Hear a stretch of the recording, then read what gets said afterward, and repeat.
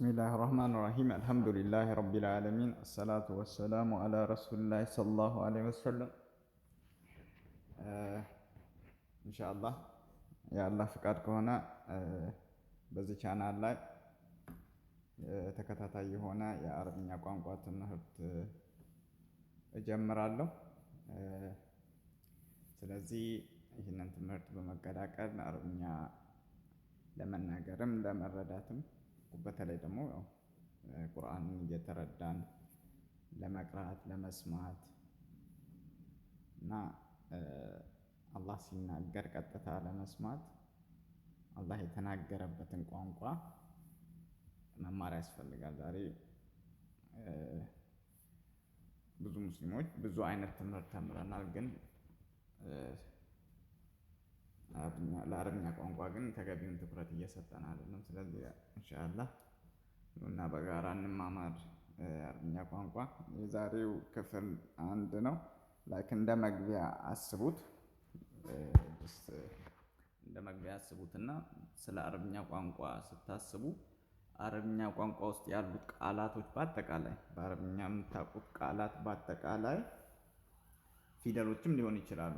በአረብኛ ቋንቋ የሚገርመው አንድ ፊደል እንደ አንድ ቃል ያገለግላል እና በአጠቃላይ በሶስት ይከፈላሉ ማለት ነው። በቃ ኢስም፣ ፊዕል እና ሐርፍ ይባላሉ። ስለዚህ በአረብኛ ቋንቋ ውስጥ እነኚህ ሶስቱ ምድቦች ውስጥ የማይካተት የሆነ ቃል የለም። ሁሉም ቃላቶች በእነኚህ ውስጥ ይጠቃለላሉ። ስለዚህ ቀላል ነው ማለት ነው። ወደ ለማነጻጸር እንዲመቸን እስኪ ወደ አማርኛና ወደ እንግሊዘኛ ስንሄድ አማርኛና እንግሊዘኛ ቋንቋ ላይ which is ቃላቶች በ8 ይከፈላሉ። አረብኛ በ3 ነው ያልነው። እንግሊዘኛና አማርኛ ላይ በ8 ነው የሚከፈሉት። ያውና 8ቱ ዝርዝሮቹ ማለት ነው። አማርኛና እንግሊዘኛ ላይ ስም አለ፣ ነገራቶችን የምንሰይምበት ስም። ተውላጠ ስም አለ፣ ፕሮናውኖች ማለት ነው። ስምን ተክተው የምንጠቀማቸው እኔ፣ አንተ፣ አንቺ፣ እሷ፣ እናንተ ምናምን። ገላጭ ቅጽል አለ፣ አጀክቲቭ የሆነ ነገሮችን ዲስክራይብ የምናደርግበት የምንገልጽበት፣ አጭር፣ ወፍራም፣ ረጅም ምናምን እያልን እነኚህ አጀክቲቮች ማለት ነው። ገላጭ። ሌላው ደግሞ ተውሳከ ግስ። አማርኛ ስሞች በጣም ነው የሚያስቡት። ተውሳከ ግስ አድቨርብ ነው። ይሄ አድቨርብ ማለት መቼ እና የት የሚሉ ጥያቄዎችን የሚመልስ ማለት ነው። ከዚያ በፊት፣ ከዚያ በኋላ፣ ታች፣ ላይ ቦታን ከተመለከተ ዛሬ፣ ትላንትና፣ ነገ ምናምን ጊዜን እና ቦታን የሚመለከቱ ጥያቄዎችን የምንመልስበት ማለት ነው። ሌላኛው ደግሞ መስተዋድዶች የሚባሉ ናቸው። መስተዋድድ ደግሞ ላይክ በአማርኛ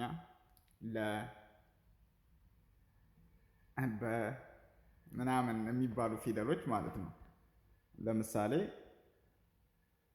አልሐምዱሊላህ እንላለን። አልሐምዱ ምስጋና፣ ከዛ አላህ አለ። በመሃል ያለችው ቃል ምንድን ነች? ሊ ነች ያለችው በአረብኛ ማለት ነው። ሐርፍ ትባላለች። which is preposition ውስጥ ነው የምትካተተው። which is ለ ማለት ነው። ምስጋና ለአላህ፣ በአላህ ምናምን የሚባሉ ያው የተማርነው ስንሄድ ታውቋቸዋላችሁ። ሌላው ደግሞ መስተጻምሮች የሚባሉ አሉ። እነኚህ ኮንጃክሽኖች እና፣ ስለዚህ ምናምን ምናምን የሚባሉ ሶ፣ ኤንድ፣ በት ምናምን ነገር እነኚህ እዚህ ውስጥ ይካተታሉ። ሌላው ደግሞ ቃል አጋኖ ኢንተርጀክሽን፣ ይሄ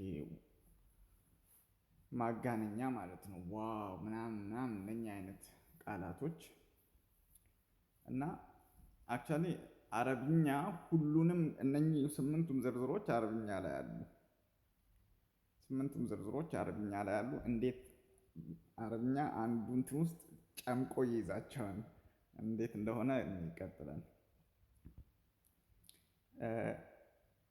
ለምሳሌ ኢስም ውስጥ ከላይ ካሉት ማለት ነው ከስምንቱ የአማርኛና የእንግሊዝኛ የንግግር ክፍሎች የቃላት ክፍሎች ከአንድ እስከ አራት ያሉት ኢስም ውስጥ ይካተታሉ። ስም፣ ተውላጠ ስም፣ ገላጭ ቅጽል፣ ተውሳከ ግስ ምን ውስጥ ይካተታሉ? በአረብኛ ኢስም ውስጥ። ኢስም ይህን ሁሉ ነገር ጨምቆ ይዟል ማለት ነው። ስለዚህ በአረብኛ ኢስም የሚባለው የእንግሊዝኛውን ናውን ወይንም ስም ኢኩቫለንት አይደለም፣ እኩል አይደለም። የአረብኛ ኢስም ሲባል በጣም ብዙ ነገር ነው አቅፎ የሚይዘው። በአማርኛና በአማርኛ ስም ወይንም በእንግሊዝኛ ናውን የሚባለው ግን በጣም ጠባብ ነገር ነው ማለት ነው። ሌላኛው ደግሞ ያው ግስ ማለት which is በእንግሊዝኛ ቨርብ ነው፣ በአረብኛ ፊል ነው። ይሄ ማለት ያው ድርጊቶችን የምንገልጽበት ነው። ዲፊኒሽኖቹን በሚቀጥለው በክፍል 2 እመጣለሁ። ጀስት እነኚህ እንድታውቋቸው ነው። ኢስም፣ ፊል፣ ሀርፍ ነው። ሶስተኛው ክፍል ደግሞ ሀርፍ ነው የሚባለው። እነኚህ ሀርፎች በአረብኛ የሆነ በራሳቸው ስም አይሰጡም፣ ትርጉም አይሰጡም። ለምሳሌ ውስጥ፣ ላይ፣ ታች፣ ምናምን ምናምን ትርጉም የሚኖራቸው ከሌላ ቃላቶች ጋር እንትን ሲሉ ጠረጴዛው ላይ አድርገው እንደዚህ ቤት ውስጥ ገባ ምናምን እንደዚህ። ስለዚህ እነኚህ ደግሞ ሀርፍ ይባላሉ። ኢንሻአላህ ለዛሬው እዚህ ጋር እናበቃለን። በአረብኛ ቃላቶች በአጠቃላይ ኢስም፣ ፊዕል፣ ሀርፍ ውስጥ ይካተታሉ። እነኚህ ስምንቶቹ እንዴት ደግሞ